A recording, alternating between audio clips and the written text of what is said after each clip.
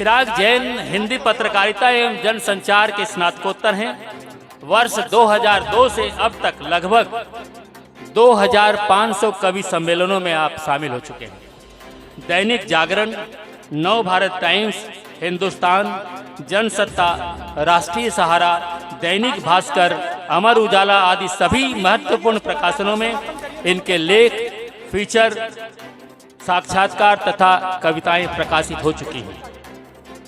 News 18 India लपेटे में नेताजी के 200 से अधिक episode, news nation, SAB TV, Aaj Tak, Life OK, NDTV India, news 24, Akashvani, ABP news, India news आदि टीवी चैनलों पर आपके काव्यों का प्रसारण हो चुका है। Nepal, USA, Thailand, Netherlands, Hong Kong, Macau, Oman विदेश यात्राएं भी आप काव्य पाठ हेतु कर चुके हैं। लाल किले पर आयोजित कवि सम्मेलन का सबसे कम आयु में मंच संचालन का इनका कीर्तिमान है। जोरदार तालियां बजाइए। इनके द्वारा रचित रचनाओं की अनेक पुस्तकें, जिनमें प्रमुख हैं कोई यूं ही नहीं चुभता, मन तो गोमुख है, छूकर निकली है बेचैनी, बको ध्यानम आदि का प्रकाशन हो चुका है। काका हाथरी जी हास्य रत्न सम्मान, इंद्रप्रस्थ काव्य रत्न सम्मान, अंतर्राष्ट्रीय सार्थक सृजन सम्मान, हिंदी विश्व काव्य हिंदी सम्मान, जैन रत्न सम्मान, अंतर्राष्ट्रीय हिंदी गौरव रत्न सम्मान आदि अनेक सम्मानों से आप सम्मानित हो चुके हैं। आपको पुनः प्रणाम करता हूं और होली के इस उत्सव में कलकत्ता शहर को इसलिए प्रणाम करता हूं कि ये माँ काली का शहर है। यहाँ पर लक्ष्मी के बेटे सरस्वती के पुत्रों को बुलाकर आयोजन मनवाते हैं, तो इन तीन देवियों का संगम होता है, इसलिए आज विमेंस डे ज़्यादा सार्थक हो गया है। महिलाओं पर काफ़ी बोलने की कोशिश की गोविंद जी ने। गोविंद जी की शादी बहुत पहले हो गई तो ऐसा कर पाते हैं। अच्छा, मुझसे कह रहे, मेरी धर्मपत्नी भी कवित्री हैं, तो सुधांशु जी कह रहे थे उन्हें साथ ले आओ। मैंने कहा भाई साहब एक दिन तो मुझे भी सुख से जीने दो। इतना अधिकार था भाई साहब मुझे, कभी तो मैं भी हंस सकता हूँ। अच्छा, हमारे यहाँ जो पति पत्नी के बीच के कलेश की बातें होती हैं आदरणीय, आप तो ज्योतिष जानते हैं, आप तो सब समझते हैं। 7वां जो घर होता है वो 7 फेरों के बाद मिलता है और फिर उसके बाद कोई घर दिखाई नहीं देता, वहीं निबट जाता है। हाँ क्या, ओहो बड़े टाइम पे ले आए। इन्हें लग रहा है यही ढंग का बोल रहा था, इसी के आगे माइक लगाओ। हाँ बहुत अच्छे। हाँ हाँ, मुझे प्रोत्साहन की जरूरत हुई है भाई साहब। दरअसल क्या है आदरणीय, ये पति पत्नी के कलेशों का जितना भी कारण है, इसमें कभी महिलाएं कारण नहीं। आज मैं विमेंस डे के दिन बहुत जरूरी बात बता रहा हूँ आपको। इसका कारण बिल्कुल महिलाएं नहीं है। पति और पत्नी के बीच में जितना भी तनाव है उसका कारण सिर्फ पुरुष है। सही है। इस देश के हर पति की एक आकांक्षा होती है कि वो अपनी पत्नी के मुख से अपनी प्रशंसा सुन ले। ये असंभव है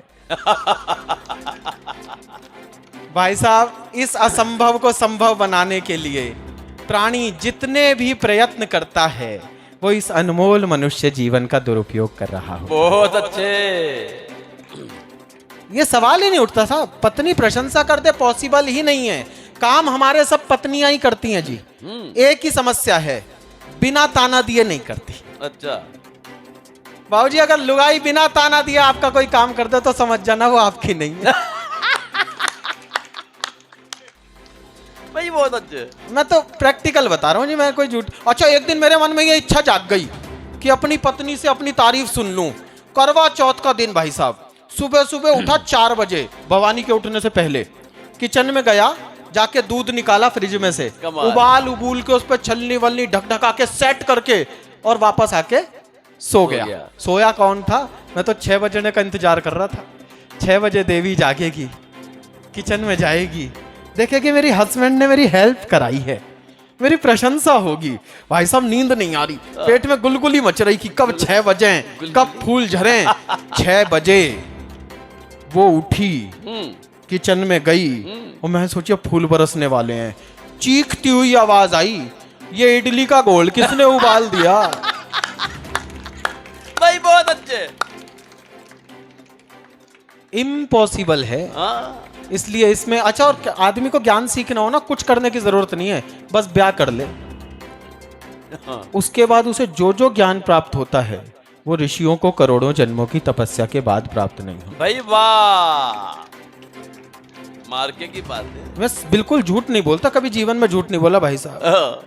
ऐसे ऐसे सवाल करती है दुनिया में, कोई माइका लाल उनके जवाब नहीं दे सकता। अभी होली का माहौल है, एक बारीक बात कर रहा हूँ, केवल वो लोग ताली बजाना जिन्हें बात समझ में आए। एक दिन मेरे पास आई, बोली सपोज मेरी कोई जुड़वा बहन हो तो रात के टाइम तुम उसे कैसे पहचानोगे? मैंने कहा मैं क्यों पहचानूंगा, हाँ। वो प्रैक्टिकल बात है। हाँ। लेकिन वो ऐसे सवाल करती है जी। भाई वाह वाह वाह। अच्छा, आपने एक वाक्य सुना होगा, बाबूजी झूठ नहीं बोल रहा, अभी वो राजस्थान के गीत गाए जा रहे थे, आप लोगों ने वाक्य सुना होगा कि ये वीरांगनाएं पुरुषों के कंधे से कंधा मिलाकर चलती हैं। सुना है भाई साहब? लेकिन जब कोई संकट आता है तो ये अपने कंधे लेकर आगे नहीं आती, तब संकट के आगे प्रस्तुत करने के लिए इन्होंने हमसे विवाह किया होता है। वाह।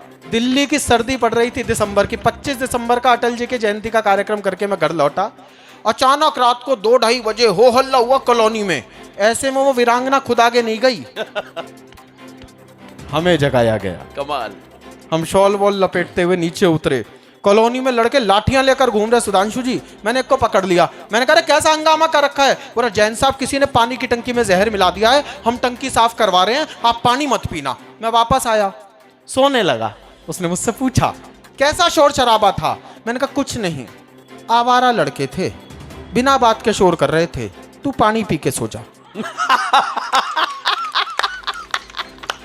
भाई बहुत अच्छे।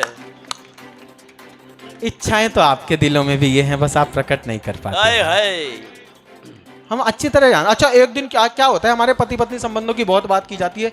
क्यों की जाती है, आज उसका बेसिक कारण बता देता हूँ। हमारे एक परंपरा है, पति और पत्नी में कितना भी प्रेम हो, 24 घंटे में एक बार झगड़ा जरूर करना है, ये नियम है। नियम है। बाद में यह नियम टूट ना जाए, इसलिए इस कार्यक्रम को सुबह सुबह निपटा लिया जाता है। आदमी झगड़ा करके काम धंधे पे निकल जाता है। हाँ। औरत घर में कुड़ती रहती है, सोच सोच के सुबह के इतने से कलेश को शाम तक इतना बड़ा बना लेती है। बहुत अच्छे। अब भाई साहब झगड़ा करके निकल गए, इसकी बाई लाइन जानी है, इसकी न्यूज़ आनी है, उसके पैसे आने हैं, इससे ऐड लेना है, इसमें सुबह का झगड़ा भूल गए। शाम को मौसम रोमांटिक हुआ, भाई साहब ने घर पे फ़ोन किया, डार्लिंग डिनर में क्या बना रही हो? अगली तो भरी बैठी थी जी, बोली जहर। बोले अच्छा मैं लेट आऊंगा, तू खा के सो जाइए। अरे जैन साहब आप कमाल हो, मोबाइल देखते रहते हो, अचानक मोबाइल के बाद जैसे ही पीछे से ठाके की आवाज आती है बोलते बहुत अच्छे। इसको कहते हैं मार्केटिंग। ये मोदी जी से प्रेरित हैं। बहुत बढ़िया। मेहनत तुम करते रहो, माइलेज ये ले जाएंगे। सही चल रहा है भाई साहब, हम तो मोदी जी को बहुत करीब से देख रहे हैं। भाई साहब क्या इस देश की कमाल की राजनीति है।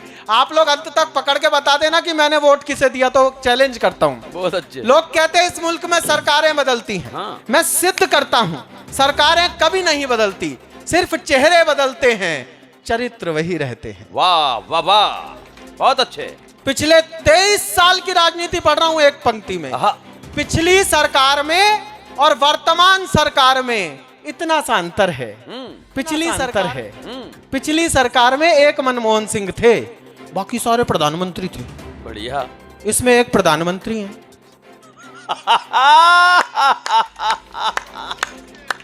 बाकी भाई साहब बोलने नहीं देते किसी को। हाँ।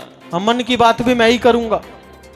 वो अडवाणी जी गए एक शपथ ग्रहण समारोह में, वेटर ने पूछ लिया सर आप क्या लेंगे? बोले लेने तो मैं शपथ आया था पर तू जल जी रही ले। तो भाई जी कब किसको शिवराज बना दे वो ही जानते हैं। लाडली बैठी देखती रह गई, मामा मामा रह गया। हाँ। तो मामा उनका कोई भरोसा। अच्छा आप देखो जैन साहब, पिछले 7-8 साल से कोई टीवी चैनल खोलो उस पे मोदी जी, किसी भाषा का चैनल खोल लो उस पे मोदी जी। मैंने कसम खाई, मैंने कहा मैं एक ऐसा चैनल देखना शुरू करूंगा जिस पर भाई साहब कभी नहीं आ सकते। मैंने डिस्कवरी देखना शुरू किया। उनने वो भी नहीं छोड़ा जी। भाई बहुत अच्छे। वो डिस्कवरी पर एक जंगली सा आदमी है, बेयर ग्रिल्स है ना भाई साहब, वो जानवरों का इंटरव्यू लेता है।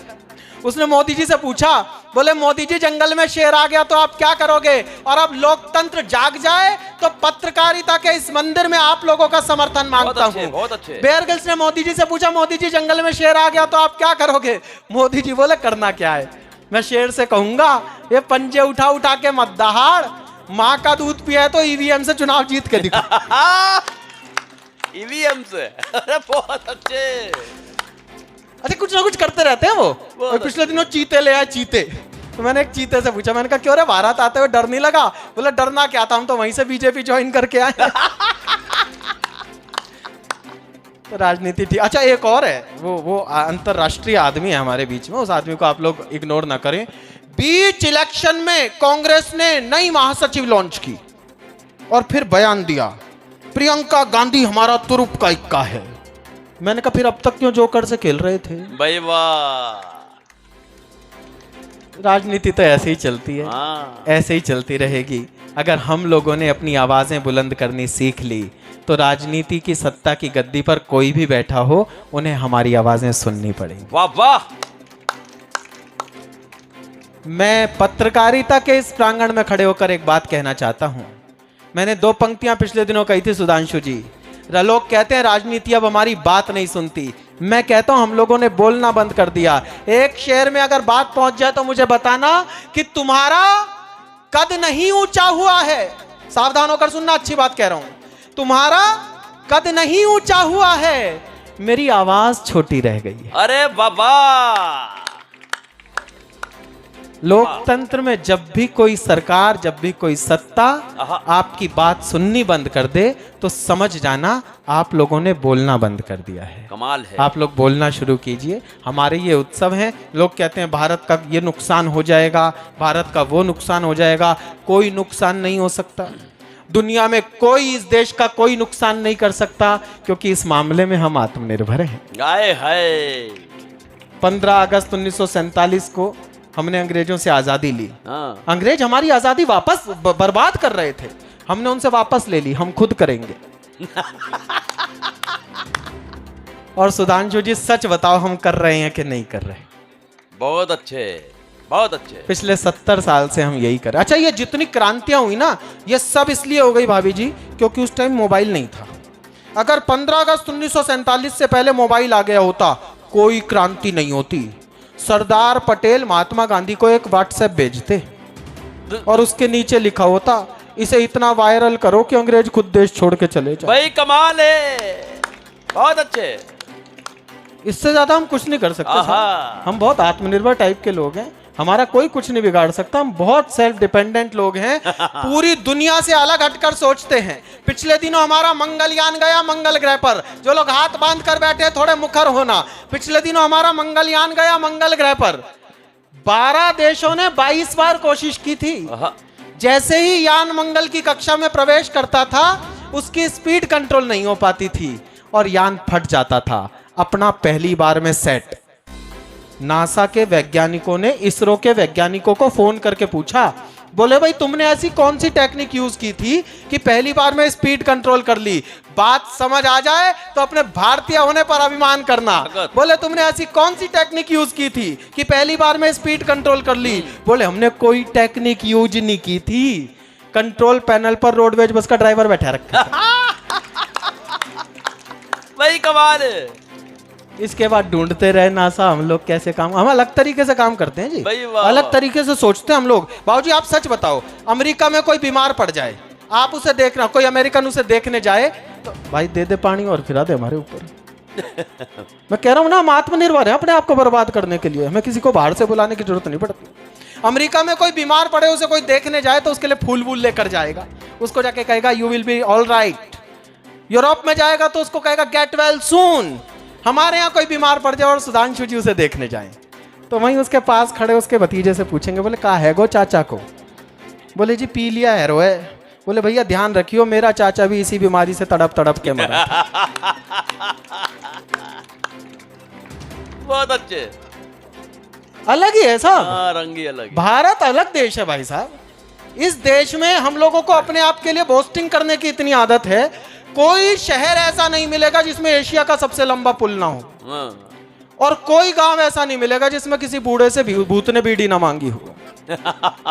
हमने गढ़ रखी है अपने लिए कहानियां। जापान में कोई नया बांध बने, बावजूद उसकी भव्यता कैसे बताएंगे कि इसके वाटर रिजर्वियर में इतना पानी स्टोर होता है, पूरे टोक्यो का इरिगेशन सिस्टम इस पर डिपेंड है। अमेरिका वाले ऐसे बता देंगे इससे इतनी बिजली उत्पादित होती है कि पूरे वॉशिंगटन को रोशनी में नहला दिया जाता है। हमारे हिंदुस्तान में जब कोई बांध बनता है, एक वाक्य उसकी भव्यता बताने को काफी होता है, यो टूट गया तो दिल्ली तक पानी होगा। इतने कंस्ट्रक्टिव ब्रेन के लोग हैं साहब। बहुत अच्छे। इसके बाद हमें क्या जरूरत है किसी और दुश्मन की, लेकिन फिर भी कुछ खास है हमारे पास जो दुनिया में किसी के पास नहीं है। 3 टिप्पणियां करता हूं। अब अगर हिंदुस्तान लहरा जाए आपकी आंखों में तो उसे तालियों पर रखकर उछाल देना इस हवा में। पूरी दुनिया में और हम में यह अंतर है साहब कि वो लोग मंगल पर जीवन तलाशने निकले हैं और हम लोगों ने जीवन में मंगल तलाशने की कला सीखी। कमाल है। उन्होंने 40 साल रिसर्च की, मेडिकल साइंस की 40 साल, और फिर हमें बताया जीभ पर लगे हुए जख्म सबसे जल्दी सही होते हैं। लेकिन हमारी माँ ने हमें घुटने चलते बता दिया था कि जीभ के द्वारा लगे हुए जख्म कभी सही नहीं होते। वाह वाह। आचार्य जी उन्होंने ग्लैमर दिखाया, ऑस्कर दिखाया, मेडिसन स्क्वायर दिखाया और फिर बताया बड़ा आदमी बनना अच्छी बात है, लेकिन हमारा प्राइमरी स्कूल का टीचर सिखा देता है कि अच्छा आदमी बनना बड़ी बात है। वाह वाह। हम इन बड़ी बातों के लोग हैं साहब। विश्वास कीजिए ने इतना नुकसान पहुंचाया, ना किन्हीं चोल मंगोलों ने इतना नुकसान पहुंचाया। आपके मोबाइल में आपके परिवारों की लड़कियां प्रसिद्ध होने की ललक में जो रील बनाकर डाल रही हैं, ये पूरी संस्कृति को बर्बाद करने के लिए। बहुत अच्छी बात है, बहुत अच्छे। हमारे ही घर परिवारों की लड़कियां, कमाल है भाई। हमने उन्हें यह बता दिया है कि वायरल हो जाने से लोग आपको सड़क पर पहचानते हैं। हाँ। जबकि हमारे घर वाले ये कहा करते थे कि बेटा अनजान शहर में निकलो तो अपनी पहचान छुपाकर निकला कि कोई तुम्हें पहचाने ना। हम लोगों ने अपनी पहचान को मर्यादा में रखना सीखा है, लेकिन आज हम लोग अपनी मर्यादाओं को पीछे फेंककर अपनी पहचान के लिए अपने परिवारों की इज्जत को सड़क पर लुटा रहे हैं।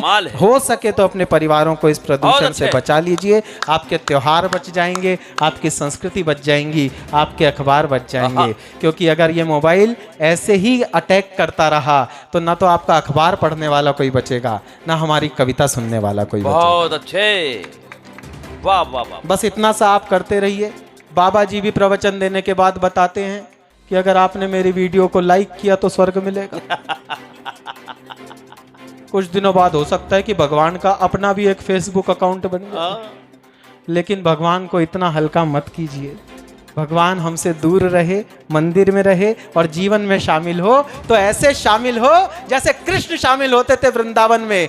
हंसता हुआ देवता सिर्फ हमारे पास था। हमने अपने देवता को बारातों में नाचते देखा है, हमने अपने देवता के नाम पर गारी गाई है, हमने अपने देवता को लल्ला कहकर, रामचंद्र कहकर ठुमक चलक रामचंद्र के भजन गाए हैं। हमारा ईश्वर हमारी जिंदगी में सम्मिलित है, इसलिए हमारा ईश्वर हमें अनैतिक होने से रोकता है। हमारे बड़े कहते हैं बेटा भगवान देख रहा है। विश्वास करो भगवान आपको देख रहा है और इंतजार कर रहा है कि अगर मोबाइल से फुर्सत मिल गई तो अब एक दिन आप भी वापस उसे देख लो। बहुत अच्छे। बहुत बहुत आभार आपका। मैंने बीच बीच में प्रवचन भी कर दिए जी। लंबा है भाई, मैं सुना तो क्या बात है। जरा एक बार संवेश्वर में तालियां आपकी सबकी बजे। बहुत अच्छी कविता बोली आपने। वाह वाह वाह वाह वाह। ये कविता की ताकत है सर। मैं सुनाता हूँ, मैं बिल्कुल सुनाता हूँ। मैं एक अच्छी कविता के लिए बाबूजी ने आदेश किया है तो ऐसा लगता है कि अभी सोशल मीडिया ने इतना प्रभाव नहीं किया कि लोग अच्छी बातें पसंद नहीं करते। वाह वाह वाह वाह। मैं कोशिश करता हूँ। किसी कवि की जिंदगी का सबसे खूबसूरत दिन वो होता है जिस दिन भगवान उससे इस लायक बना देता है कि वो राम के चरित्र को लिख सके। मैं 20-22 साल से कविताएं लिख रहा हूँ और अब जाके राम जी ने मुझ पर यह कृपा की है कि मैं राम के पूरे काव्य को दोबारा काव्य में लिख रहा हूँ। कमाल मैं है कविता भैया। शुरू करता हूँ। कमाल है। सूरदास जी के एक चाकर थे बाबूजी। सूरदास जी नेत्रहीन थे, उनके एक चाकर थे चंद्रमणि। उन्होंने एक दिन सूरदास जी से पूछा, बोले बाबा जा दौर में सबसे अच्छा कवि कौन है, इस समय में सबसे अच्छा कवि कौन है? सूरदास जी बोले हो ही हो, मैं ही हूं। तो बोले जी हम तो सुने तुलसी हैं। बात समझ आए तो अब कविता की भूमिका बना रहा हूं, थोड़ी देर एकाग्र होकर सुनना। बोले हमने तो सुना एक तुलसी भी है।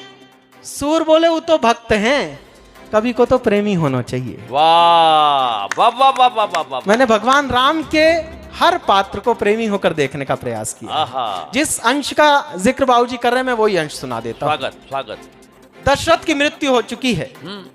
वशिष्ठ के सामने दशरथ धरती पर पड़े हैं और अयोध्या दुख में डूबी हुई है। रामचंद्र जी वन जा चुके हैं। कविता शुरू कर। कमाल है। बस एक अनुरोध है कि बीच में कोई चहल पहल मत करना, अच्छी कविता है। बोले वशिष्ठ है व्यथित हृदय, राजा को भूषाई पाकर। मैंने इसका नाम रखा है राम झरोखा, इसमें चित्र दिखाई देते हैं। बोले वशिष्ठ है व्यथित हृदय, राजा को भूषाई पाकर, दो कंधे तो बुलवा लाओ कैकई के नैहर से जाकर। हाय हाय। दो कंधे तो बुलवा लाओ कैकई कैकई के नैहर से जाकर। अब कैकई के नैहर ले चलता हूं आपको कैकई देश। उन दिनों भरत कुछ विचलित थे, आंखों को स्वप्न करता था, कारण तो ज्ञात नहीं था, पर मन के भीतर कुछ गढ़ता था। गहरे संबंधों में प्रतिपल एक तार जुड़ा ही रहता है, तन दूर रहे फिर भी मन से परिवार जुड़ा ही रहता है। आहा। तन दूर रहे फिर भी मन से परिवार जुड़ा ही रहता है।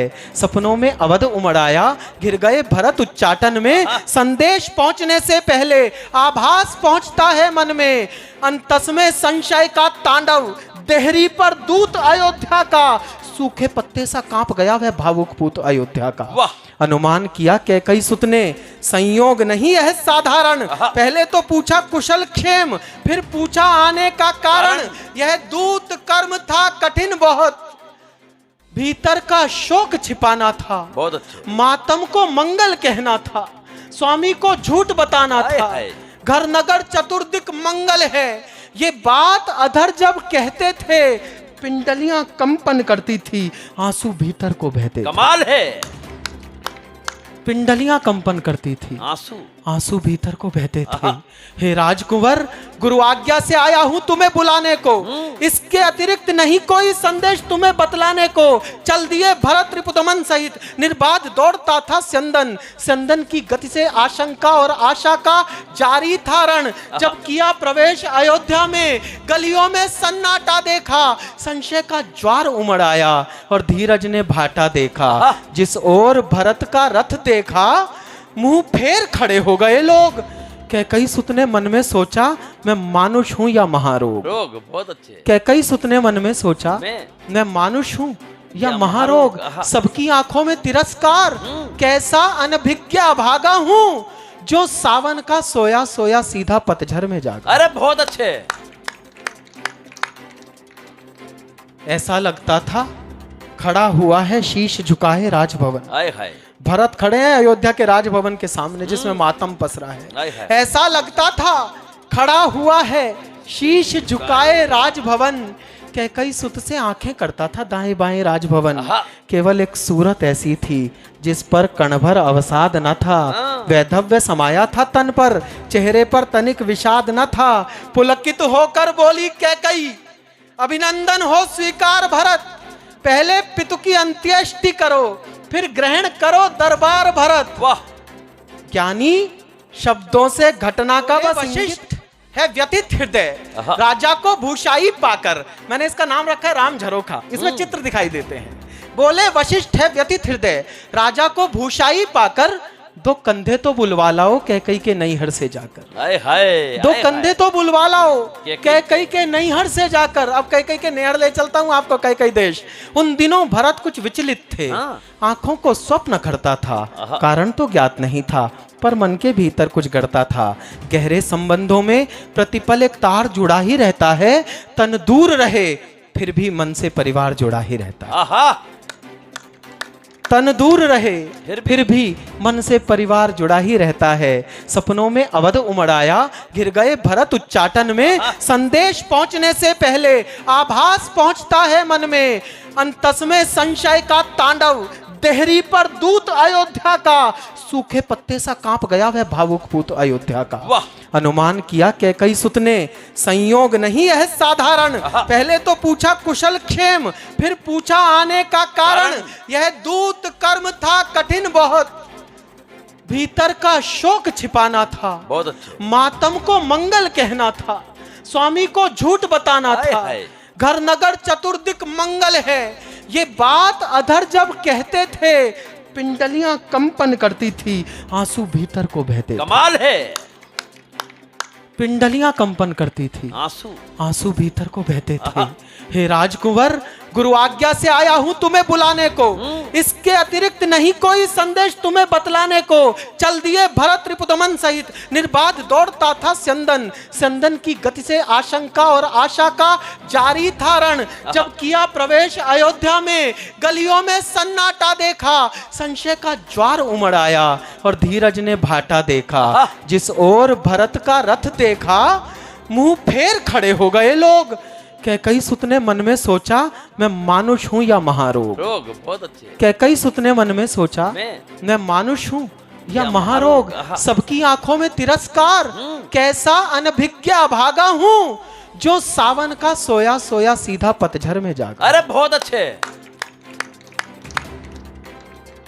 ऐसा लगता था खड़ा हुआ है शीश झुकाए राजभवन। हाय हाय। भरत खड़े हैं अयोध्या के राजभवन के सामने, जिसमें मातम पसरा है। ऐसा लगता था खड़ा हुआ है शीश झुकाए राजभवन। कैकई सुत से आंखें करता था दाएं बाएं राजभवन। केवल एक सूरत ऐसी थी जिस पर कणभर अवसाद न था। वैधव्य समाया था तन पर, चेहरे पर तनिक विषाद न था। पुलकित होकर बोली कैकई, अभिनंदन हो स्वीकार भरत। पहले पितु की अंत्येष्टि करो, फिर ग्रहण करो दरबार भरत। वाह। ज्ञानी शब्दों से घटना का बस इंगित पाया करता है, भीतर का सच तो वक्ता का आचरण सुनाया करता है। बहुत अच्छे। भीतर का सच तो वक्ता का आचरण सुनाया करता है। पुलकित होकर बोली कैकई, अभिनंदन हो स्वीकार भरत। पहले पितु की अंत्येष्टि करो, फिर ग्रहण करो दरबार भरत। मैं हुआ अनाथ, अयोध्या का सूरज यमपुर में डूब गया। ऐसे में माँ का हर्ष देखकर हृदय भरत का उब गया। बोला, माँ ओछा लगता है ये तेरा हर्ष प्रफुल्लित मन, तूने ही तो दे दिया नहीं इस महाशोक को आमंत्रण। भाई वाह। तूने ही तो दे दिया नहीं इस महाशोक को आमंत्रण। सुत की आंखों में घृणा देख, भौहें सिकोड़ने लगी प्रिया। उन्माद परे रखकर संभली, वात्सल्य ओढ़ने लगी त्रिया। सुत की आंखों में घृणा देख, भौहें सिकोड़ने लगी त्रिया। तुझको भी मैं दोषी लगती, ऐसे क्या पाप किए मैंने। बहुत अच्छे। राजा पर थे दो बार उधार, अवसर पर मांग लिए मैंने। राजा पर थे दो बार उधार, अवसर पर मांग लिए मैंने। मेरा बेटा युवराज बने, ये इच्छा तो अपराध नहीं। और राम नहीं बन जाते तो पूरी होती ये साध नहीं। साध नहीं। वाह। ये सुनते ही थम गए भरत, जम गई शिरा, खुल गए अधर। लगता था नमक छिड़क डाला कैकई ने जलते घावों पर। लगता था नमक छिड़क डाला कैकई ने जलते घावों पर। आश्चर्य क्षुब्ध होकर बिखरा, पर्वत सा टूटा था सिर पर।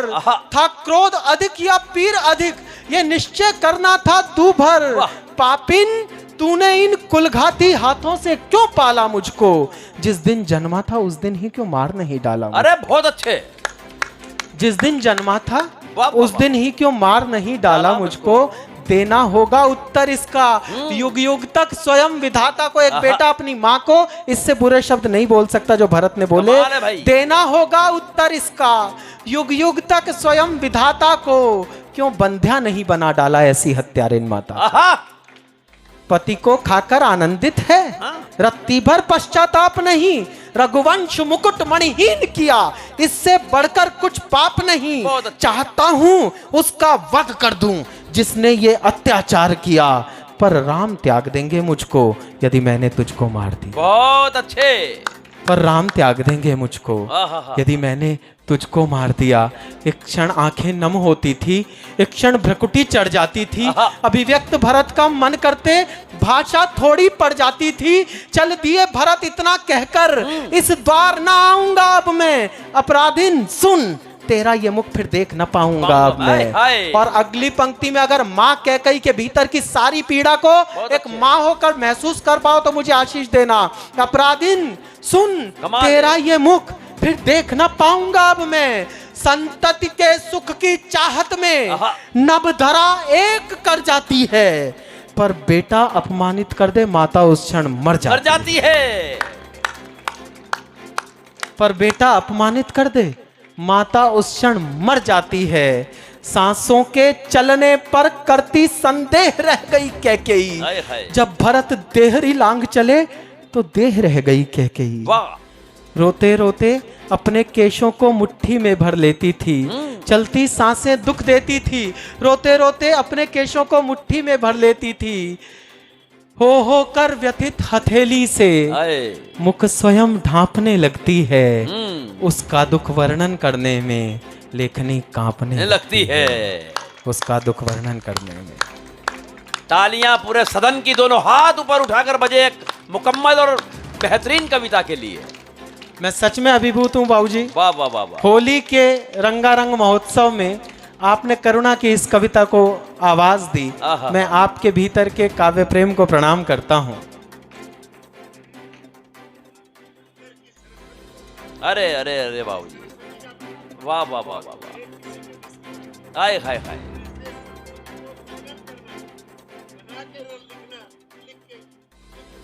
आना सफल हो गया बाबू जी। वाह वाह वाह वाह वाह वाह।